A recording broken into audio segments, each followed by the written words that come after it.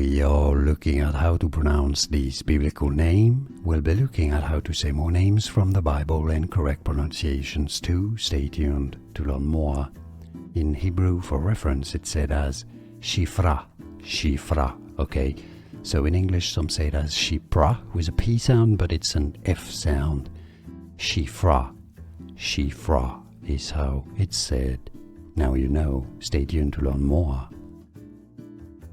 We are looking at how to pronounce this biblical name. We'll be looking at how to say more names from the Bible and correct pronunciations too. Stay tuned to learn more. In Hebrew, for reference, it's said as Shiphrah, Shiphrah, okay?